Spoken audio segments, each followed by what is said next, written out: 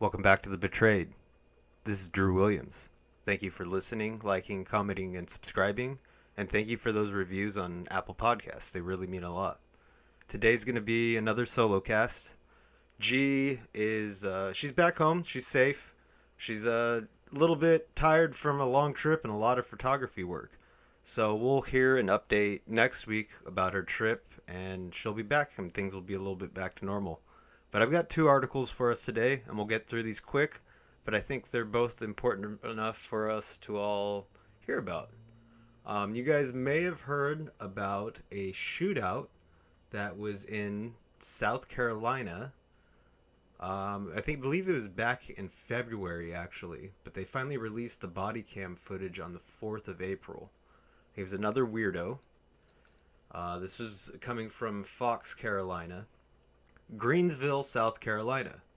Greensville County Sheriff's Office released body cam footage and new information from a deputy-involved shooting that happened in February, according to Lieutenant Ryan Flood in a briefing video around 5 p.m. on February 18th. Deputies were serving a warrant to William Clayton Blackwell, 39 years old, for second-degree criminal conduct with a minor, third-degree criminal conduct, incest, and neglect. Flood said that when deputies arrived to the residence, Blackwell ran towards the tree line with a magazine-fed rifle. In the video, deputies are seen taking cover and yelling for Blackwell to drop the gun. Moments later, Blackwell fired around, and deputies saw him take a position with his rifle.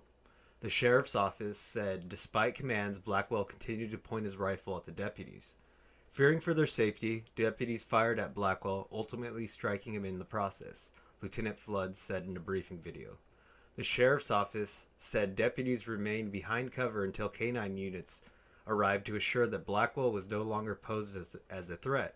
Once on the scene, and the scene was secured, Blackwell was provided first aid and taken to the hospital, where he was later pronounced dead. SEED was called to the scene to investigate, and Blackwell's rifle was taken as evidence.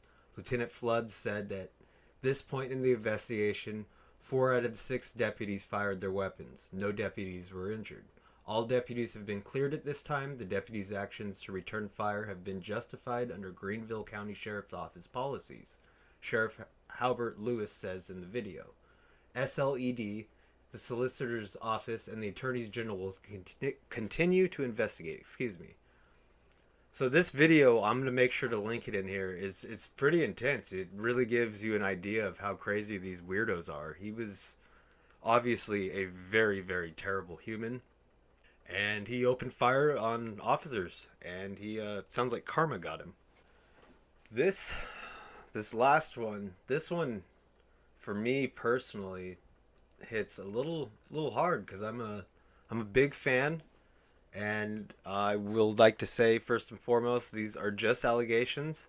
He has not been convicted of any of these things, but there's a lot of stacking evidence.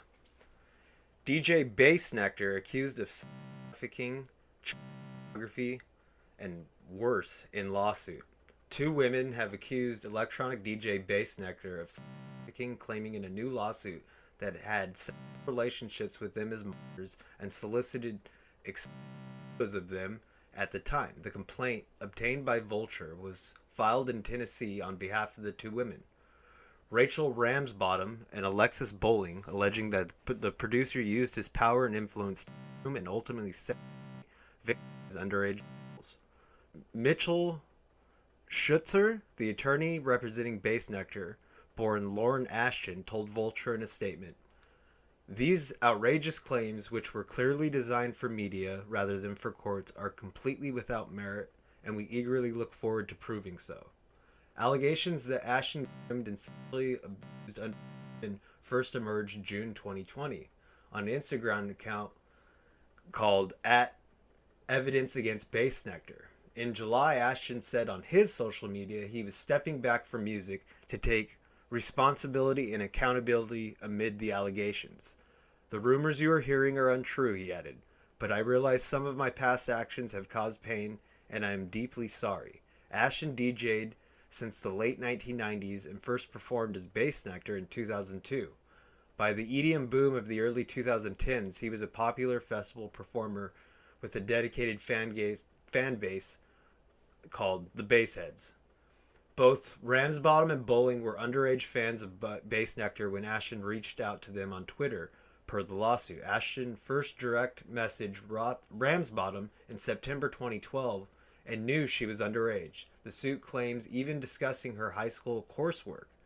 In May 2013, they allegedly invited Ramsbottom to the Memphis hotel and had sex with her, paying her $1,000 afterwards. Weeks later, per the lawsuit, Ramsbottom stayed in a Nashville hotel room with Ashton for 4 days, having sex with him multiple times. Ashton required Rachel to hide when room service arrived and became angry when Rachel answered the phone. According to the suit, during the relationship, Ramsbottom also sent photos to Ashton at his request, the suit adds. Ashton first direct messaged Bowling on Twitter for her 17th birthday, according to the lawsuit. Bowling met Ashton after a Las Vegas show in April 2014. When she was unable to enter the venue because she was under 18, she then met Ashton outside his hotel afterward, where they for around 6 hours, and which Ashton paid her $300. In July, Ashton visited Bowling in Kentucky, where she lived.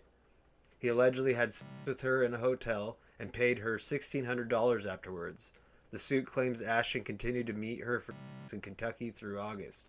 Additionally, Bowling was allegedly sent exposed to Ashton at his request.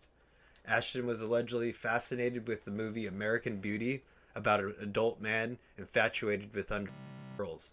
According to the suit, which claims he recommended it to both women, the suits allege Ashton reached out to Ramsbottom in 2016 in the wake of the Me Too movement and later offered to pay for her therapy in 2019. Ramsbottom spoke with him about his abuse in summer of 2020, according to the suit. Bassnectar admitted that he engaged with multiple women who were too young and acknowledged in his own words that there was an imbalance of power dynamic due to his age, the fan/celebrity dynamic, his male privilege, and his celebrity privilege, according to the suit. Ashton also reached out to Bowling in the summer of 2020 in an attempt to maintain Alexa's loyalty and prevent her from speaking out against his unlawful conduct. The suit not only names Ashton as a defendant, but multiple of Ashton's companies as Bassnectar, along with Red Light Management, C3 Presents, which is Red Light and C3, have not responded to requests for the comment. This lawsuit is about seeking justice not just against Bassnectar, but against the corporations that cooperate in and help facilitate the abuse he's alleged to have committed. Brian Kent, one of the attorneys representing Ramsbottom and Bowling, said in a statement announcing the filing on April 5th. And the Ashton's relationship with girls were allegedly an open secret. It was a running joke among the associates with Bassnectar, the suit claims, that he would have to find a date at a high school dance. That's pretty sick. I'm pretty bummed out if all of this is true, and it sounds like it is, because it just means I can't listen to a huge portion of music that I used to love. But it goes to show you that these guys can be anyone, and when they have the power dynamic to take advantage of children, they do. So I think that's enough for today. I appreciate you guys all sitting here listening to me ramble on by myself. I promise Gina will be back next week. And thank you guys, like always, for listening. I'll talk to you soon. Much love. Peace.